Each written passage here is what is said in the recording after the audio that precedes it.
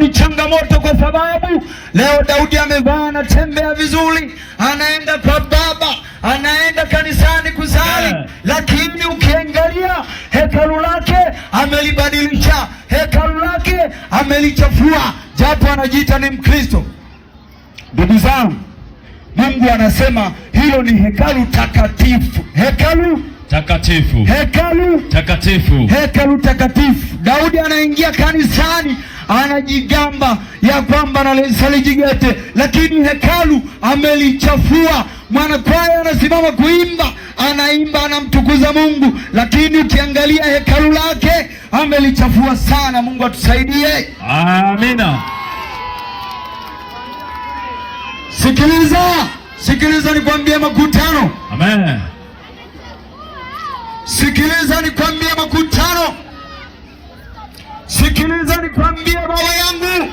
Sikiliza nikwambie mama yangu. Sikiliza nikwambie dada yangu. Sikiliza nikwambie mdogo wangu. Imekuwa ni shida, imekuwa ni changamoto, imekuwa ni vurugu, imekuwa ni aibu isiyokuwa ya kawaida, jinsi ambavyo tunaliendesha hekalu la Mungu, jinsi ambavyo tunalitumikisha hekalu la Mungu. Imekuwa ni aibu, imekuwa ni changamoto. Vijana nao imekuwa ni shida, tena kama mabinti sasa. Utakuta amejilemba vizuri, amejipamba, lakini kujipamba kwake, Mungu amesema ni kwa sura yake. Kujipamba kwake anakutumia vingine, wakati ni kwa utukufu wa Mungu sura yake, ni kwa utukufu wa Mungu sura yake.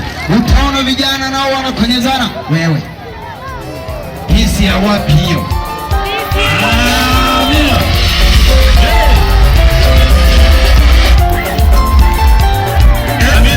Eti mtu aliyeumbwa na Mungu, kiumbe cha thamani kilichoumbwa na Mungu, kinaitwa peace.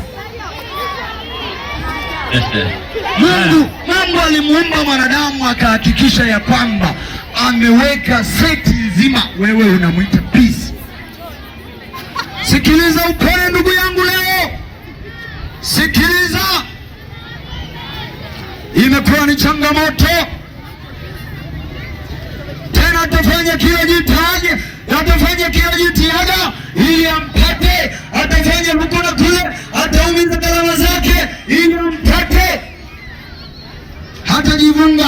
Hatajivunga wakati yuko kinyume na maagizo ya Mungu, wakati yuko kinyume na utume wa Mungu. Yeye alisema huyo ndiye hekalu langu, nitakaenda kuketi kwake, maana Roho Mtakatifu nitakapomwagiza ataenda aishi kule. Yafaa enende kwa mwenendo mzuri. Atachakalika huku na huku, akisema ya kwamba nipe namba yako. Atabonyeza batani nyingi za kutesha. Hizo batani zako, tumia vidole hivyo kufunua maandiko. Amina.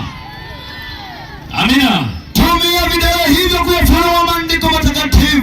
Utumie vidole hivyo kwa kuitakasa kazi ya Bwana. Amen. Imekuwa ni shida, mwanadamu aliyeumbwa na Mungu, imekuwa ni changamoto. Baba yuko nyumbani,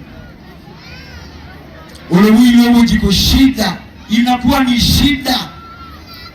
Anawenga nyumbani, anawakuilima kwenye nzengo safi, wamemzunguka, lakini ule leo jiko saa 3 na leo kumpira tena. Kama hizi kumbi za mipira imekuwa ni changamoto.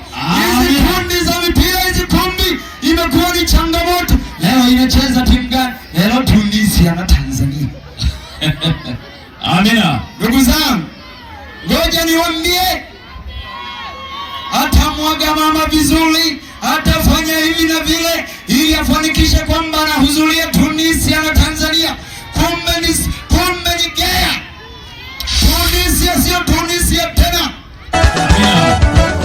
Mpira ulikuwa saa 4, baba anarudi saa 9.